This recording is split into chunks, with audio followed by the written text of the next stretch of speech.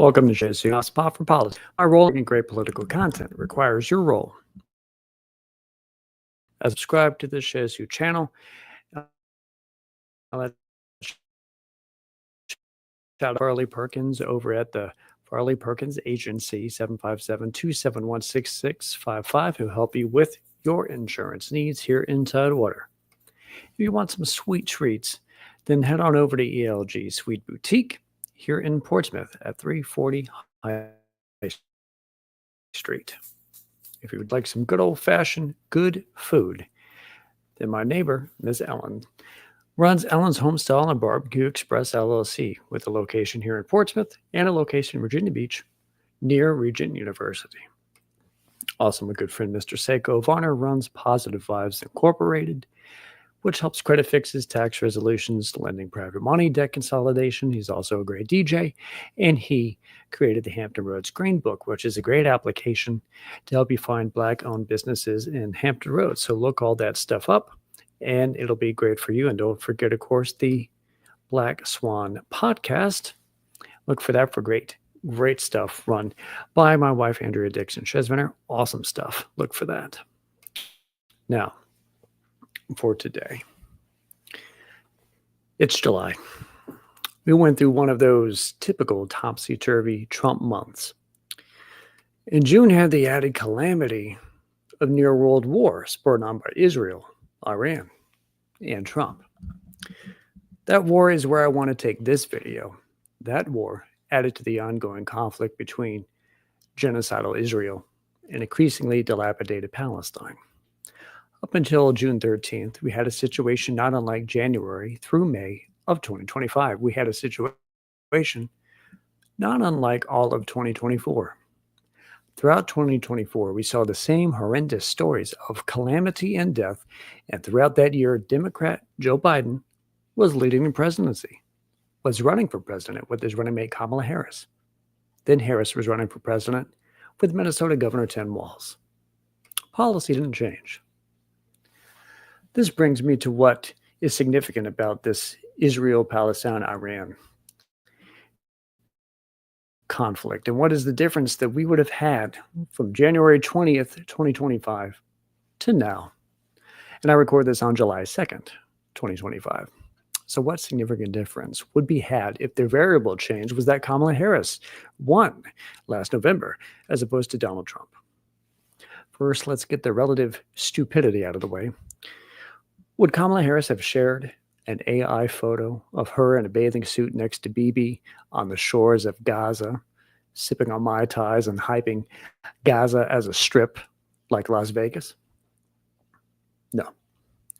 But she would have allowed for the continuance of the absolute conversion into a wasteland that has happened in Gaza. How do we know this? She told us. Yes, it was ghastly to have Joe Biden be so evidently pro-Zionist after this genocide started, because course correction is possible, and he didn't course correct. Reagan course corrected in 1982. He got Israel to stop bombing Lebanon with a phone call. Joe, well, we have history. In January of 2024, it's way beyond clear at that time that Israel was doing stuff that is evil. But February, and March, and April, and May, and June kept going with Biden supporting Israel and supporting Israel getting American weapons and money. Then Biden's brain sort of dissolved like Philly water ice on a 100-degree day during that debate with Trump. Kamala becomes a presidential candidate. And you already have Trump saying Biden wasn't Israel enough and that he was downright Palestinian, like what he calls Chuck Schumer. Don't worry about Trump here. He's off on the side. His variable doesn't matter because Trump just bullshits. Kamala was the adult in the room within the two major parties. And what was she asked? She was asked if she would do anything different than Biden on Israel and Gaza. Kamala Harris told CNN in her first interview as the 2024 Democratic presidential nominee that she would not alter the Biden administration's policies on the Israeli-Palestinian conflict and the Gaza war, stressing the need to secure a ceasefire hostage release deal. And we also learned in 2025 from Israeli officials that the Biden administration didn't actively push Israel on a ceasefire. They just lied about doing so to the press. And why would they do that? Trump was overtly for the war, so why would the Democrats lie about trying to get a ceasefire? To curry the votes of Democrats who, more so than Republicans and a lot of independents, didn't like the war. You don't have to take my word for it. You can take Joy Reid's, who worked at MSNBC in 2024 and told the Breakfast Club very recently it was largely Gaza that created her ouster from MSNBC in the greater race of 2024, because cable news, in her words, couldn't stomach the idea of humanizing the people of Gaza. So it could easily trot out video of Kamala saying she supports Israel's right to defend itself, but not say the same of Palestinians. It could show clips of Kamala saying she wanted a ceasefire, but all that means is the cable news played a part in Kamala lying to you in 2024, which means here in 2025, she'd do what she said she was attempting to do, getting a ceasefire when the cameras are on her, but then doing absolutely nothing when on the phone with Bibi. Bibi and Kamala would do what Biden and Bibi did. And don't forget that the Iran strike Trump just did, where he used multiple 30,000-pound bunker busters to hit empty Iranian nuclear sites, Biden and Israel practiced that run in 2024. Kamala knew of it. And what did she say was enemy number one to the United States? Iran. What did she say was off the table when trying to stop Iran from getting a nuke? Nothing off the table. True or false? The Biden administration got back into the Iran peace deal that Obama signed in 2015 and Trump left in 2018. False. Biden and Kamala were overtly anti-Iran, overtly pro-Israel. They didn't get back in the deal. So what do we have in front of us now? Well, we have commentary, or lack thereof. In what fashion have you heard from Kamala Harris her opinion on Trump's strikes on Iran? You haven't. See, she can be anti-Trump, as most of us are. But she's supportive of the war, and like when Schumer criticized Trump for being Taco Trump, caving into Iran, and then Trump bombed Iran, suddenly those Democrats are church mice. When Trump bombed Iran and pulled that loud ceasefire claim that took both warring sides by surprise, and then yelled at Bibi for trying to bomb Iran again, and ended up turning Israeli planes around, we saw a glimpse into the fact Trump had the willingness to be more stern with Bibi than Biden ever was, and more than Kamala ever said she wanted to be. This is a Kamala Harris critique here, but we can't forget how many other large-scale Democrat Party leaders are just as anti-Iran as her. Abigail Spanberger, the Democratic candidate for governor in this state of Virginia and frontrunner, said the following after Trump bombed Iran. The Iranian regime is a state sponsor of terror and has a long history of financing destabilization efforts throughout the Middle East. As a former CIA case officer and former member of the House Intelligence Committee, I am clear-eyed about the threat they have posed and continue to pose to the United States security interest, the state of Israel, and security in the larger Middle East. Yes. The former CIA official, part of the organization which toppled a democratically elected Iranian leader in 1953, and which started this whole Iran hates us thing, talking to us about destabilizing and Middle East threats. Oh, I bet your eyes are very clear there, Abigail. And when asked about Trump's attack directly, Abigail said, in the coming days, members of Congress must assert that they, by extension the American people, understand what led to the Trump administration's decision, the impact of these strikes on Iranian regime's nuclear program, and the steps being taken to avoid escalations and another protracted conflict in the Middle East. Abigail Spanberger, a leader in the Democrat Party, had no criticism that the strike itself was bad, that war is bad, that destabilizing the Middle East with this was bad, that the deaths from it were bad. No, she only was miffed Congress was bypassed by Trump.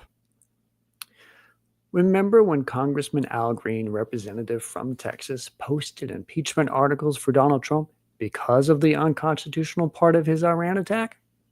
And over 70 House Democrats joined the effort to kill those impeachment articles?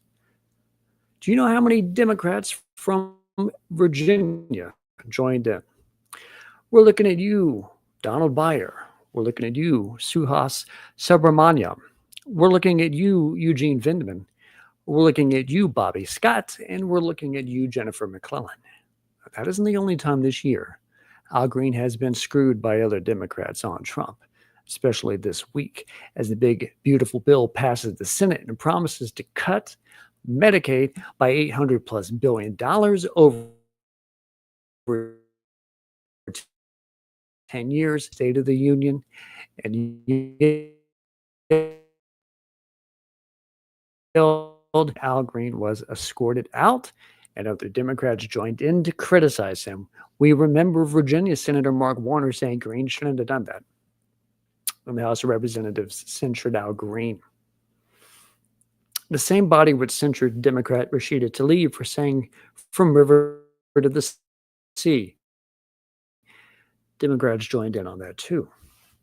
As it stands now, there is no censure on Republican Congressman Brandon Gill for telling Democratic candidate for mayor Zohran Mamdani to go back to the third world after eating rice with his hands. There's no censure from Congress when Andy Ogles said Zohran needed to be denaturalized and deported. There's no censure toward people like Democratic Senator Gillibrand lying that Zohran wanted to hurt Jews or create a global jihad, and complicit and anti-Muslim people like me and you need to speak up frequently and loudly because they want us. They want our votes. They need to know we're telling them not to do that shit. Otherwise, they will think we're absolutely fine with Democrats like Kamala has represented in the past, has spoken for and support in the past, and what she fails to support now. And I've posted about this, and Democrats have gotten loud at me for even having her name in my mouth, how that was unnecessary and it was hostile, arguing about her hypotheticals and what she would have done, telling me to leave her alone. It was suggested that I, quote, am not engaging in any sort of productive progressive cause. I'm bothering the only person who ran a campaign to stop the majority of this insanity. To them, they again use the word harmful. To them, I remind that Dr. Cornel West, Dr. Jill Stein, Chase Oliver, and others outright were against all of this, and they were running alongside Kamala Harris. It isn't their fault. It isn't the voters' fault that Kamala wanted to be on the bad side of history here. And no, harm is what's done in Gaza. It's not a criticism of Kamala Harris. Especially Kamala supported that harm. She supports harm done to Iran. We know because she told us, and we notice when you say something like stop the majority of this insanity, as if it's valid to accept war or genocide outside the majority of things, as if it's okay to run a warring genocide candidate, but at least USAID wouldn't be cut. That is Democrat depravity, and the people need to smack the party around to shape up. For some reason, Kamala Harris has been venerated to untouchable, and that's blue MAGA level belief that needs to be as loud as Kamala's comments on this Iran war or Palestinian genocide have been since January 25, which is to say, silent. There's no, we're not speaking on this woman who tried here. There's no, who ran a campaign in an effort to prevent this here. Is that is literally a lie because she, Kamala Harris, supports the whole damn thing. She told us back when she was speaking publicly and running to lead this very same military.